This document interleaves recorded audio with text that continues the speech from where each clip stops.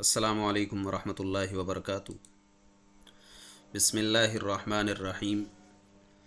باب فی الاخلاص و احضار النیت فی جمیع الاعمال والاقوال والاحوال البارزۃ والخفیہ۔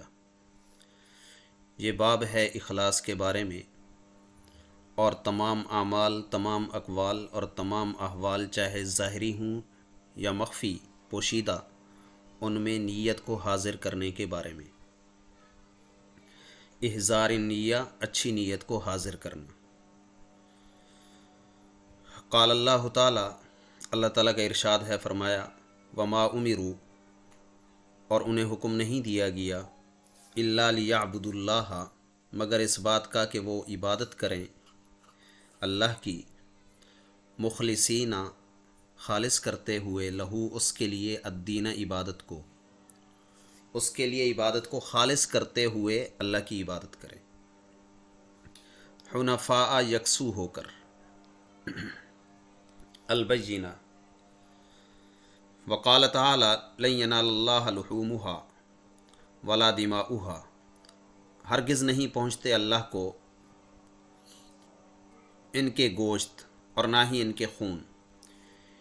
جو جانور آپ ذبح کرتے ہیں اللہ کے لیے، تو ہرگز اللہ کو اس کا گوشت یا اس کا خون نہیں پہنچتا۔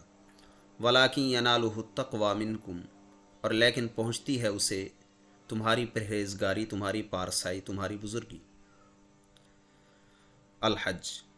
وقال تعالی قل ان تخفوا ما فی صدورکم، آپ فرما دیجئے کہ اگر تم لوگ چھپاؤ جو کچھ تمہارے سینوں میں ہے، او تبدوہ، یا تم اسے ظاہر کرو، یعلمہ اللہ، اللہ تو اسے جانتا ہی ہے۔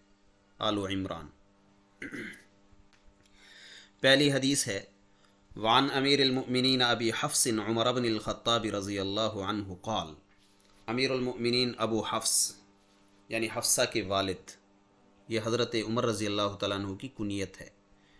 عمر بن الخطاب رضی اللہ تعالیٰ عنہ سے مروی ہے، فرمایا سمعت رسول اللہ صلی اللہ علیہ وسلم یقول، میں نے رسول اللہ صلی اللہ علیہ وسلم کو یہ فرماتے ہوئے سنا، حضرت فرما رہے تھے، انما الاعمال بالنیات، تمام اعمال کا دار و مدار نیتوں کے ساتھ ہے۔ وانما لکل امرئ، اور بے شک ہر آدمی کے لیے، ما نوا، وہ ہے جو اس نے نیت کی۔ فمن کانت ہجرتہ الی اللہ ورسولہ، تو وہ شخص کہ جس کی ہجرت ہو اللہ اور رسول کی طرف، فہجرتہ الی اللہ ورسولہ، تو اس کی ہجرت شمار ہوگی اللہ اور رسول کے لیے۔ ومن کانت ہجرتہ لدنیا یصیبھا، اور وہ شخص کہ جس کی ہجرت ہو دنیا کو پانے کے لیے، او امرأۃ ینکحھا، یا کسی عورت سے نکاح کرنے کے لیے، فہجرتہ الی ما ہاجر الیہ، تو اس کی ہجرت شمار ہوگی اس چیز کے لیے جس کی طرف اس نے ہجرت کی ہے۔ متفق علی صحتہ،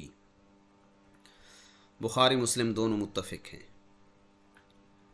متفق علی یعنی وہ حدیث جس پر شیخین متفق ہوں، امام بخاری اور امام مسلم رحمہ اللہ۔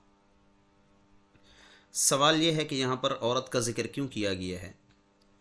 جواب یہ ہے کہ اس حدیث کا شان ورود یہ ہے، شان ورود مطلب جس کے لیے یہ وہ واقعہ جس کی وجہ سے یہ حدیث وارد ہوئی ہے، جیسے آیات کا شان نزول ہوتا ہے، حدیث کا شان ورود ہوتا ہے۔ تو اس کا واقعہ یہ ہے کہ ایک شخص نے ایک عورت سے نکاح کرنے کے لیے مکہ سے مدینہ کی طرف ہجرت کی، تو اس موقع پر نبی کریم صلی اللہ علیہ وسلم کو پتہ چلا کہ فلاں شخص نے ام قیس نامی عورت سے نکاح کرنے کے لیے ہجرت کی ہے۔ تو آپ صلی اللہ علیہ وسلم نے فرمایا کہ تمام اعمال کا دار و مدار نیت پہ ہے۔ اگر کوئی نکاح کرنے کے لیے ہجرت کرتا ہے تو اس کی ہجرت اسی کے لیے ہوگی، اللہ کے لیے نہیں ہوگی۔ اب اس شخص کا کیا نام تھا؟ تو اس شخص کا نام معلوم نہیں ہے، تاریخ کے اندر مبہم رہا ہے۔ البتہ اس کو مہاجر ام قیس کہا جاتا تھا، ام قیس کا مہاجر۔ پردہ پوشی کی وجہ سے اس کا نام علماء کہتے ہیں کہ مبہم رکھا گیا ہے۔